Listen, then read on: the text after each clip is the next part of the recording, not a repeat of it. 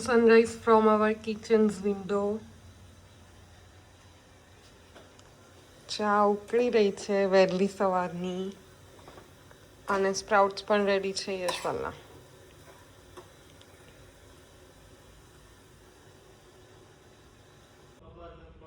Guys, this is my look of the day. જઈએ ત્યાં સુધી. Tell me how am I looking? શાદી ready લાગુ છું કે નહીં કહેજો. બોલો શ્રી ખોડિયાર માત કી જય. આમ જો વંશરાજ. Hi guys, welcome back to કવિનાસ વર્લ્ડ. અહીંયા અમે હાઈવે ચડી ગયા હતા અને વંશરાજને હજી મૂડ નહોતો આવ્યો કેમ કે અર્લી મોર્નિંગ હતી. વંશરાજ એક ઊંઘ કરીને ઉઠી ગયો અને હવે શું ખાય છે? મખાના. મખાનામાં શું હોય? અમેઝિંગ.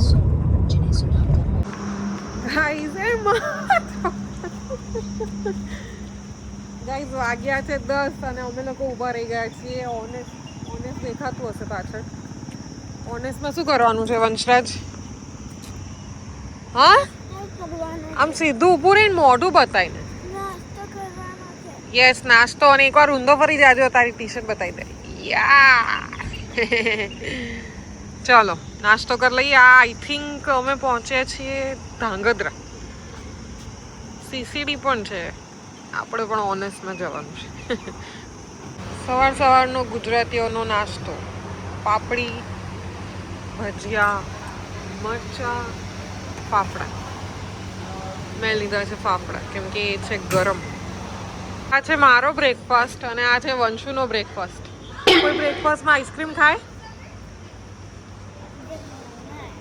શું? મુझे खाना है. ઉઈ. ચોકલેટ એન્ડ મુખવાસમાંથી આપણે લઈ લીધું છે ઇમલી. વંશુની એક વેફર. અને વંશુએ લીધું છે ટોય. टॉय का सिलसिला हो गया है चालू गाइस. હમણાં રિસેન્ટલી અમે લોકો રાજકોટ લગ્નમાં ગયા હતા અમારા ફૈબાના ઘરે. અગેન યશપાલના ફૈબાના ઘરે. એમના દીકરીના લગ્ન હતા ત્યારે અમે ગયા હતા. તો ત્યારે મારા જેઠાણીએ આ લીધું હતું રસ્તામાંથી. એટલે ત્યારે અમને બધાને એવો આનો ચસ્કો લાગ્યો હતો કે આ વખતે મેં જોઈને તરત જ લઈ લીધી. તો આ એમના નામે, મારા જેઠાણીના નામે. એ જોઈને તરત રિએક્ટ કરશે કે હા બહુ ખાધી હતી આ અમે ત્યાં.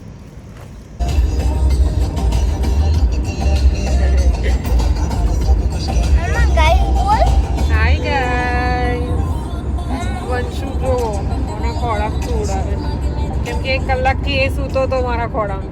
ઓય માં. हवाओं में बहेंगे, घटाओं में रहेंगे, तू बरखा मेरी, मैं तेरा बादल पिया. I love you now.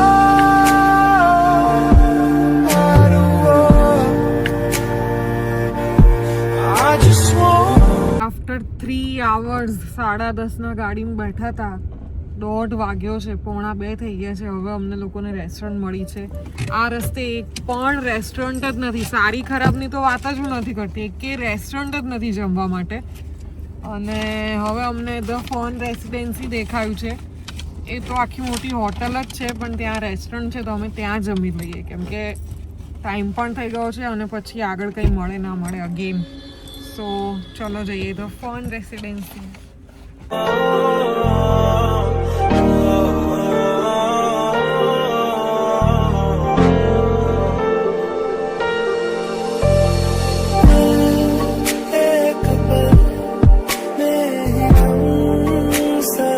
હવે મને ખબર પડી છે કે અમે ભુજમાં છીએ, ધ ફોન રેસિડેન્સી ભુજ. તો ચલો ઓય જો અહીંયા લખ્યું છે. ચલો કંઈક સારું ખાઈ લઈએ, ભૂખ બહુ જ લાગે છે. શું બોલ બેટા, શું કહેતો હતો? इसके ऊपर रिसोर्ट है. મોટેથી તો બોલ. इसके ऊपर रिसोर्ट है. હે ગાઈસ જો એને ફરીથી આંખમાં થયું છે. બતાય તો બેટા. બસ દૂર રહે. ગાઈસ બ્યુટીફુલ રેસ્ટોરન્ટ છે. Hello. હા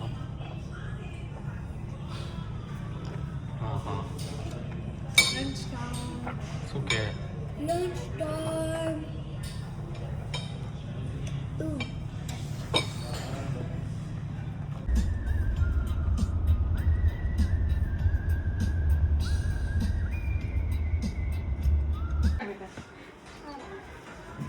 ગાઈસ મારા નણંદ બા છે. જય માતાજી, જય માતાજી.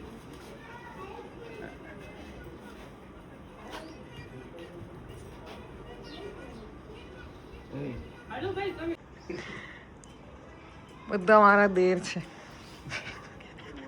હું સૌથી મોટી છું એનું મને બહુ જ ખુશી છે. ચલો ગાઈઝ માતાના મઠ બોલો આશાપુરા માત કી જય. જય તો બોલો. હા તો ઠીક છે.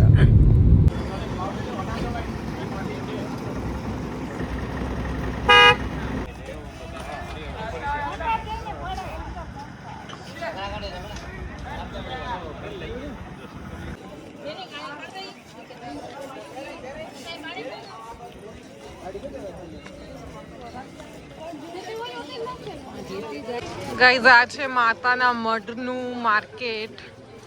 બહુ બધી વસ્તુ મળે છે અહીંયા. મૈસૂર ઘરે બેઠા. Later that same evening.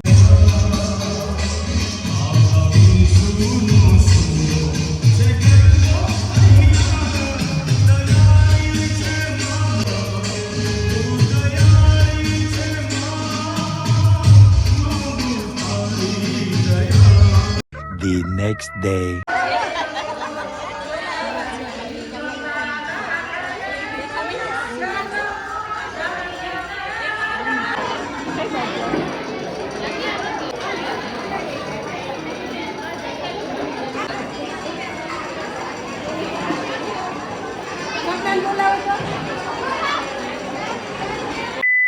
લઈ લીધું છે રસ્તામાંથી ડોમિનોઝમાંથી. ભુજમાં છીએ. ક્યાં છીએ? ભુજ. સ્ટોરી મૂકી દઉં. No we are not in Rajasthan. It's Bhuj.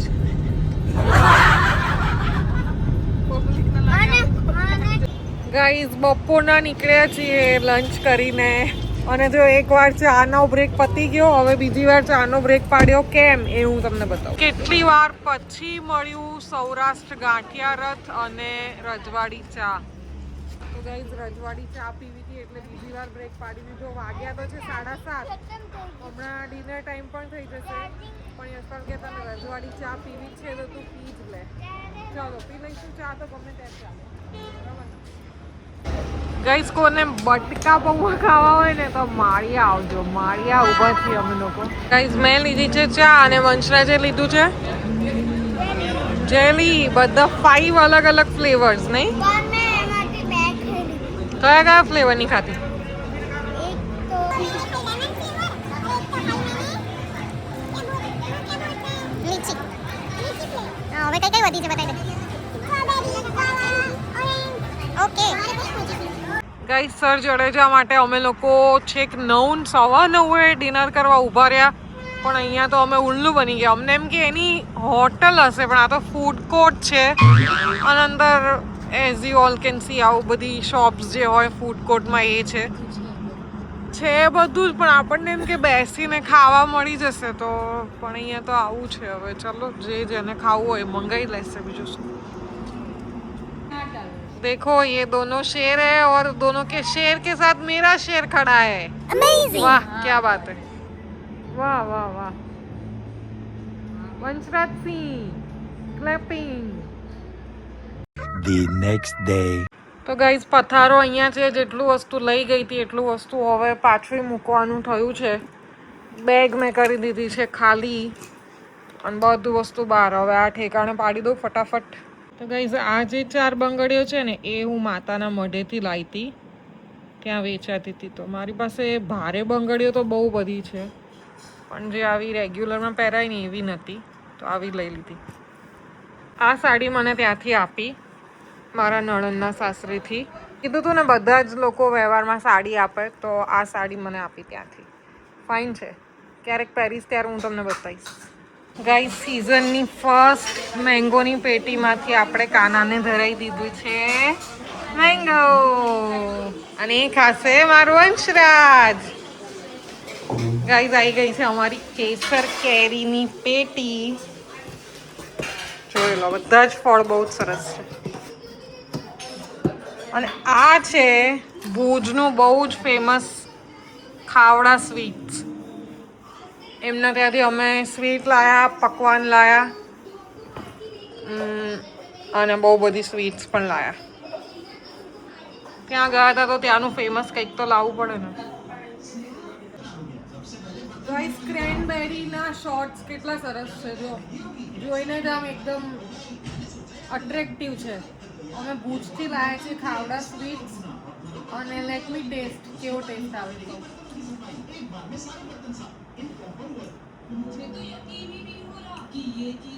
બહુ સરસ છે. અંદર પિસ્તા, ક્રેનબેરી અને આ બહાર છે ને વ્હાઈટ ચોકલેટ. બહુ જ મસ્ત. તો ગાઈસ, તમને 2 દિવસની બધી અપડેટ આપી દઉં. એકચ્યુઅલી અમે લોકો ખાલી લગ્ન અટેન્ડ કરવા જ ગયા હતા, કેમ કે અત્યારે ગરમી સખત છે. તો ગરમીના લીધે અમે લોકોએ ક્યાંય પ્લાન એક્સટેન્ડ કર્યો નહીં, અને ખાલી લગ્ન અટેન્ડ કરીને અમે લોકો પાછા આવી ગયા. 24 કલાક પણ અમે કચ્છમાં રહ્યા નથી. અમે આજે સાંજે 4 વાગે પહોંચ્યા અને બીજા દિવસ બપોરે 2 વાગે અમે પાછા નીકળી ગયા હતા.